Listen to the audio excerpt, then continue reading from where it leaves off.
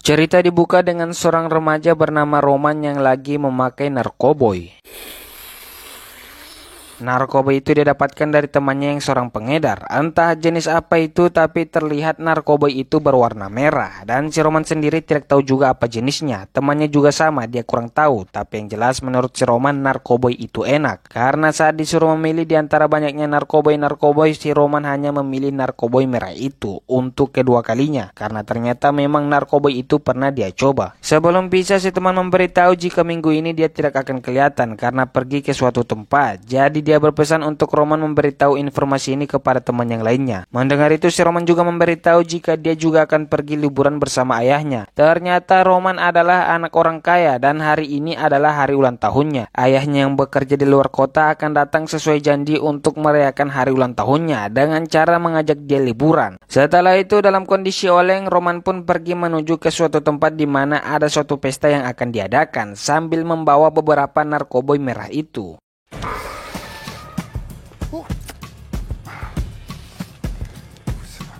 Sebelum masuk mobil, si pacar bernama Ana sempat menanyakan tentang apakah Roman akan membawa narkoboy merah itu ke pesta. Mendengar itu, Roman menjawab, iya.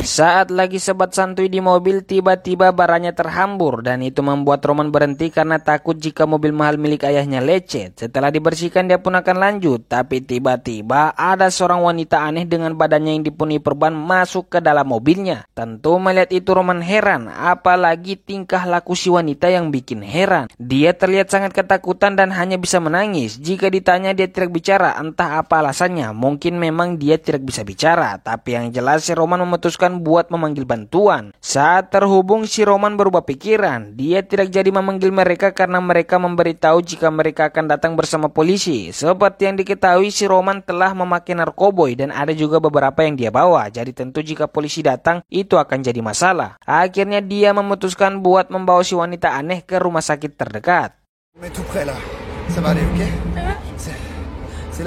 Sambil mengendarai mobil, si Roman bertanya kepada si wanita aneh tentang siapa dia, orang mana, dan lain-lain. Tapi si wanita tidak menjawab dan hanya menanggapi dengan cara bertingkah terlihat gelisah. Dia ke kursi belakang terlebih dahulu seakan mau loncat, tapi ternyata tidak, lalu kembali ke kursi depan. Membuat si Roman yang sedang membawa mobil jadi tidak fokus dan itu berpeluang besar membuat mereka kecelakaan. Tak lama akhirnya si wanita memperlihatkan satu alat yang mana saat alat itu berbunyi terdengar suara yang memberitahu tentang ada seseorang yang telah terkena virus mematikan telah melarikan diri. Dan saat si pria pemilik suara tersebut memberitahu ciri-ciri orang yang dimaksud, ternyata itu adalah si wanita aneh. Si Roman yang masih belum mengerti apa yang terjadi hanya terus memberitahu jika rumah sakit sudah dekat. Tapi si wanita yang mendengar itu justru mulai menggila karena nampaknya dia tidak ingin ke sana dan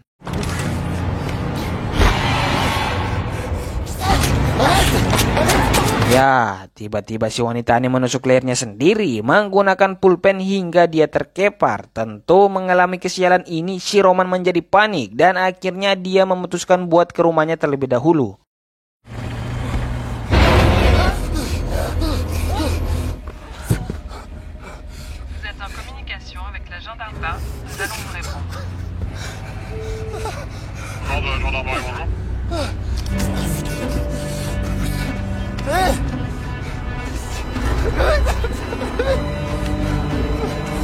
Oh putain, la caisse.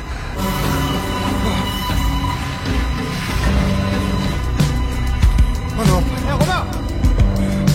Sebelum sampai di dekat rumah, dia sempat bertemu dengan satu temannya yang lagi lewat. Dan karena melihat Roman, si teman ingin mampir. Dengan cepat Roman langsung menutup garasinya sambil bersembunyi sedikit-sedikit agar si teman tidak menyadari jika bajunya full darah. Di sini si teman ternyata hanya sekedar bertanya apakah Roman akan menghadiri pesta nanti malam. Mendengar itu Roman menjawab tidak.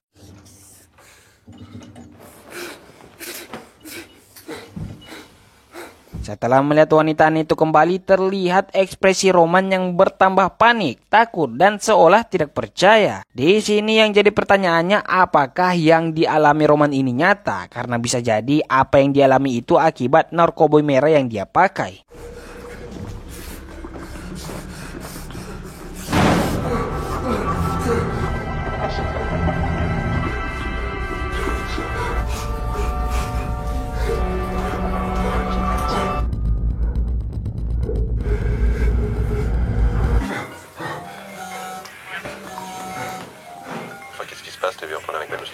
Setelah membersihkan diri, tiba-tiba ayahnya menelpon dan menyuruh dia untuk mengirimkan gambar nomor reservasi penerbangannya yang ada di dapur. Setelah dilakukan, Roman bertanya kapan ayahnya akan sampai di sini dan si ayah menjawab besok siang. Masih dalam kondisi panik, si Roman kembali mengecek kondisi si wanita aneh, tapi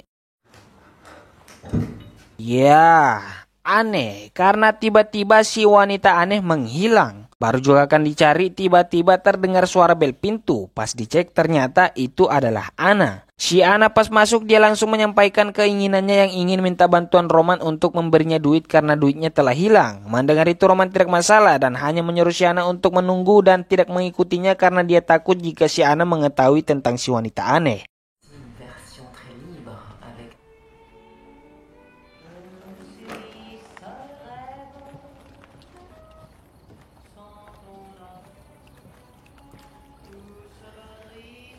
Ouais, Ryan. Bébé, je te ferme. C'est à côté, venez plus. Viens. Toi, viens. Qu'est-ce que t'as? Qu'est-ce qui t'arrive? Roman pun memberikannya narkoba merah itu kepada Ana dengan maksud jual obat itu dan ambil uangnya. Setelah masalah duit terselesaikan, di sini dia baru menyadari jika tingkah laku Roman terlihat aneh. Ditanya apa yang terjadi, si Roman menjawab tidak ada. Akhirnya si Ana pun mengajak dia ke pesta, tapi seperti yang ditahu si Roman tidak mau. Lalu tiba-tiba terdengar suara klakson mobil dan pas diperiksa itu merupakan teman mereka yang lainnya yang singgah menunggu mereka untuk pergi ke pesta bersama-sama. Awalnya tidak mau, tapi dengan paksaan situasi akhirnya Roman bersedia. Sebelum pergi dia mengaktifkan keamanan rumahnya, seperti jika ada pergerakan maka secara otomatis alarmnya akan berbunyi, agar jika si wanita aneh mulai bergerak maka posisinya bisa diketahui. C'est un peu con, hein. Oh là là. Sérieux, là, tu me fous? Donne-moi un. J'en ai donné deux.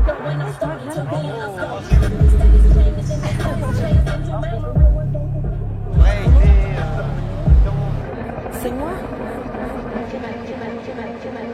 Di perjalanan si Roman mulai bertingkah aneh. Dia bengong dan selalu melihat ke sana ke sini dan sekali-kali menggoyangkan kepalanya. Melihat itu Ana berusaha menyadarkannya, tapi si Roman justru tidak merespon.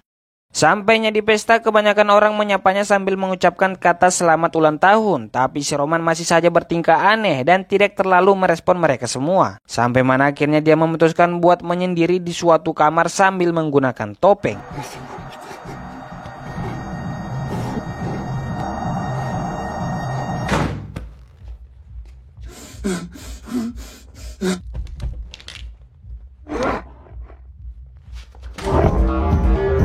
Tak lama tiba-tiba Ana masuk dan langsung terus sampai ke kamar mandi bersama sahabatnya bernama Juju. Tanpa mereka sadari jika ada Roman di dalam kamar dan si Roman juga entah apa motivasinya memilih bersembunyi dan menguping pembicaraan mereka. Ternyata mereka berdua lagi akan menikmati narkoboy merah dan setelah mereka memakai narkoboy itu...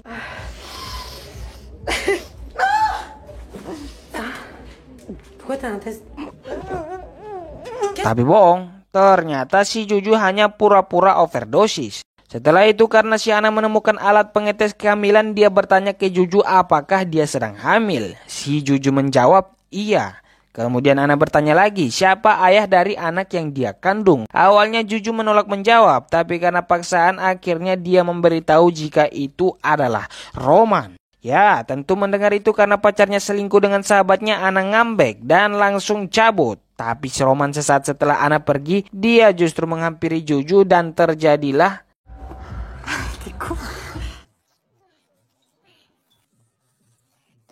Di tengah-tengah permainan mereka terhenti karena Juju memberitahu jika mata Roman terlihat aneh. Terganggu dengan hal itu, Roman pun memeriksanya, tapi setelah dilihat-lihat tidak ada masalah. Tak lama tiba-tiba ayahnya menelpon, memberitahu jika alarm di rumah berbunyi, menandakan jika ada seseorang di sana. Dan saat itu juga Roman langsung OTW ke rumah. Sampainya di lantai bawah ada seseorang pria yang mengganggu dia. Dan entah mengapa si Roman langsung naik darah dan langsung memukuli orang tersebut secara brutal, seperti orang kerasukan.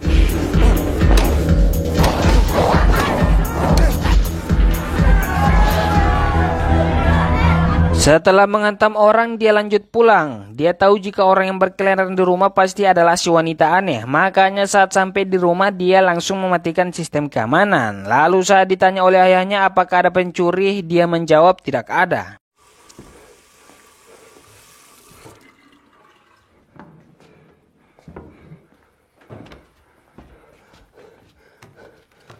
Bien en deçà de la moyenne à 38.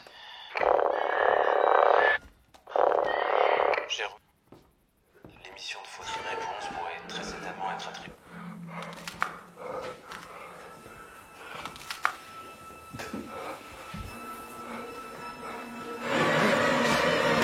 Setelah dicari-cari, akhirnya si wanita aneh pun dia temukan, tapi dalam kondisi dia yang lagi menyiksa dirinya sendiri. Melihat itu tentu Roman menghentikannya, tapi ternyata alasan dia melakukan itu karena dia ingin mengambil suatu benda yang telah ditanam di bagian situ. Setelah dicabut, benda itu pun diperlihatkan ke Roman, kemudian dia mencoba berkomunikasi lewat darahnya, tapi masih tidak jelas. Di waktu yang sama, tiba-tiba datang sekelompok pasukan bersenjata bermasker yang masuk di rumah mereka secara diam-diam.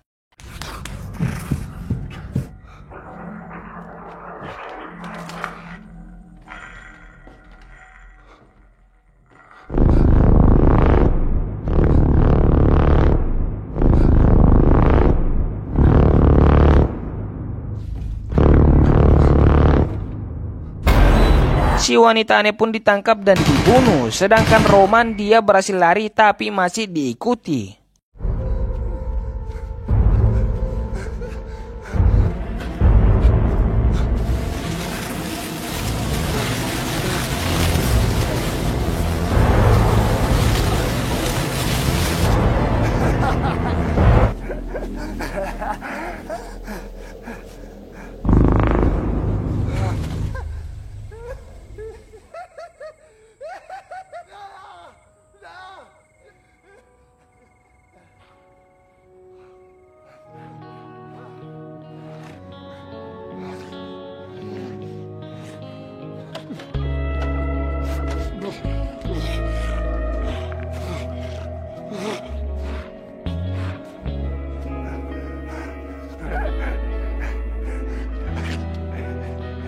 Di sini kondisi Roman semakin aneh, cara jalannya sudah oleng parah, matanya juga menyala jika di dalam kegelapan dan darahnya mulai keluar dari mulutnya.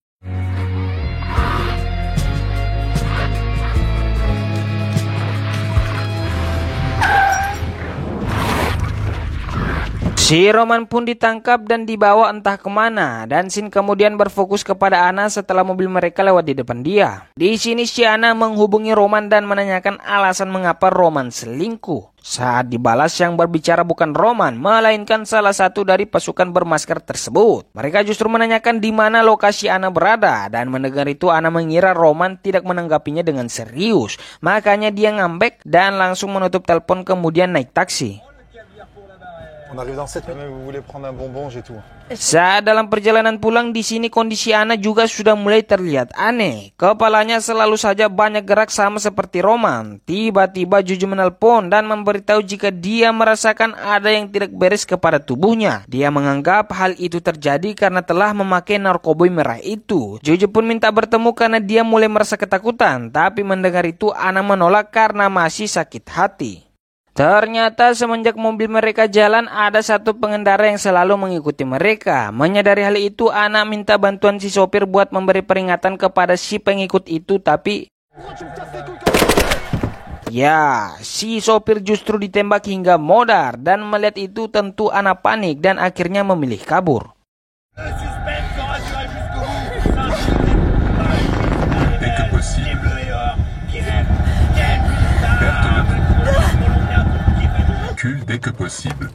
Tiba-tiba Anna memilih berhenti meskipun belum jauh dari pasukan bermasker. Kemudian dia turun dan mulai kejang-kejang tak jelas.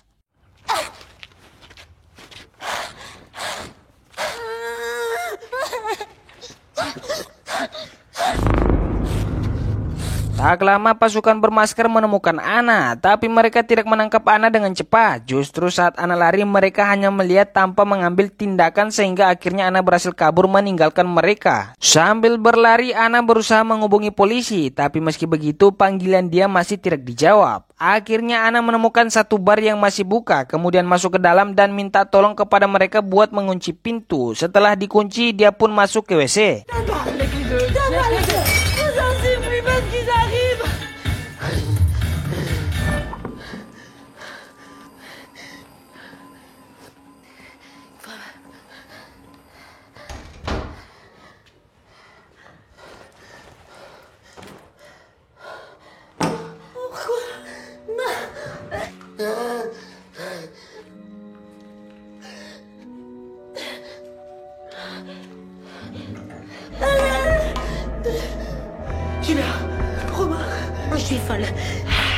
Merasa dirinya sedang tidak baik-baik saja, akhirnya dia memutuskan buat menghubungi Juju. Dan setelah terhubung, ternyata Juju juga sedang dikejar-kejar oleh sekelompok orang bermasker. Belum banyak yang mereka bicarakan karena Ana juga mulai semakin tidak waras. Ditambah lagi, tiba-tiba sekelompok pasukan bermasker masuk dan membantai mereka semua yang ada di sana. Dengan cepat Ana kabur lewat jendela, dan di sisa-sisa kesadarannya dia memberitahu kepada si Juju untuk bertemu di suatu tempat 5 menit ke depan. Sambil menuju ke suatu tempat tersebut, tingkah Ana terlihat semakin parah karena setiap ada orang yang dia temui selalu saja dia serang.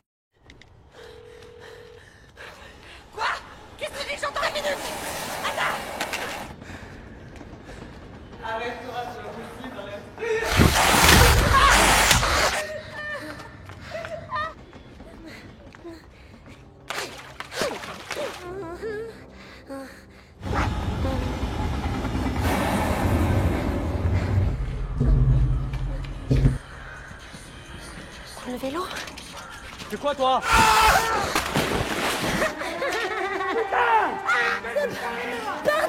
Menggunakan sepeda yang dirampas, akhirnya Ana sampai di tempat pertemuan. Melihat kondisi Ana lebih parah, Juju memutuskan buat mengantar Ana ke rumah sakit. Di perjalanan, Juju baru menyadari jika ternyata para kelompok bermasker telah memblokir semua jalan membuat mereka terjebak. Tapi Juju masih berusaha mencari jalan keluar, meskipun Ana selalu mengganggu dia sehingga wajahnya full dengan darah.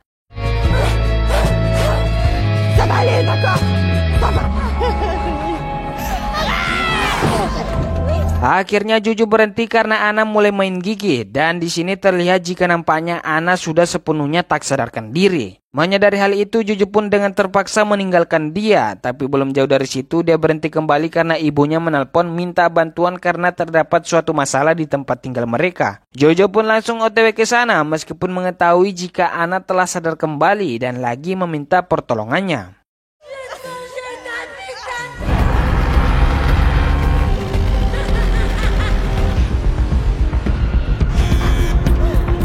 Sampainya Juju di sana, baru juga masuk lift, tiba-tiba Ana juga sudah muncul. Meskipun dia tidak berhasil masuk karena pintu lift keburu tertutup. Ana sudah sampai karena memang apartemen ini tidak jauh dari lokasi mereka tadi. Lalu tiba-tiba lampu mati dan otomatis Juju terjebak. Di situ Juju mendengar suara Ana di luar yang sedang mencarinya. Awalnya terdengar Ana berbicara secara normal, tapi di akhir dia berkata bahwa orang yang sedang dia ajak bicara enak. Lalu ya, terdengar jelas suara Siana yang sedang menyerang orang tersebut, dan si Juju yang mengetahui itu hanya terdiam. Tak lama tiba-tiba terdengar suara salah satu dari kelompok orang bermasker yang mengajak Juju berbicara karena tahu ada orang di dalam lift. Intinya orang itu memberitahu jika Juju telah terinfeksi maka dia harus menyerahkan diri demi kebaikannya sendiri. Masih belum sepenuhnya jelas apa yang dimaksud orang itu, tapi setelah pemberitahuan itu lift juga sudah terbuka dan sudah sampai di lantai 15 dan Juju langsung keluar mencari ibunya.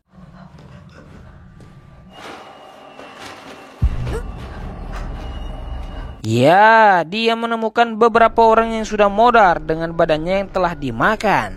Juju pun terus menelusuri sampai mana dia menemukan si Ana yang lagi makan. Dan terlihat dia sudah seperti zombie. Meskipun begitu, dia tidak langsung menyerang Juju. Dan karena tidak diserang, Juju pun terus lanjut. Sampai mana dia melihat ada helikopter di luar. Dan pas dia balik badan, Ya, dia akhirnya keciduk. Orang bermasker itu langsung mengancam Juju jika Juju buka mulut maka dia akan mati. Dan karena Juju mendengarkannya maka dia tidak mati, sekaligus menandakan jika Juju masih waras. Kemudian Juju disuruh mematikan lampu HP-nya karena itu menarik perhatian zombie. Setelah mati, mata Juju pun diperiksa. Tapi tidak berselang lama suara aneh terdengar yang sedang mencari-cari keberadaannya. Orang bermasker yang mendengar itu menyuruh Juju stay di posisi dan dia pergi mengatasi masalah tersebut.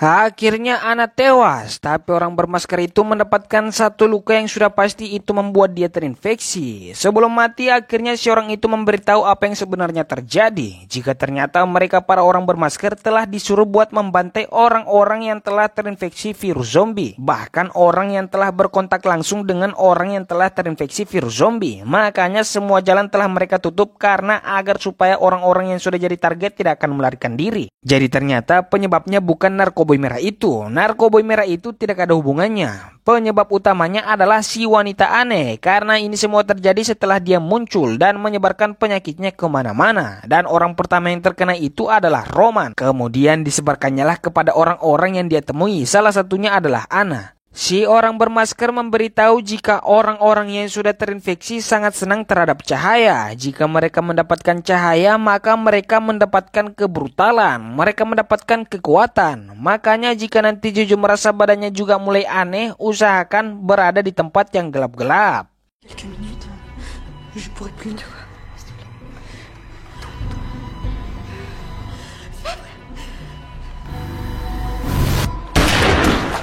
Ya, si orang bermasker itu memutuskan bunuh diri daripada jadi zombie. Dan setelah itu, si Jojo mengaplikasikan perkataan dari orang bermasker itu dengan cara berada di tempat yang gelap-gelap. Dan film pun selesai.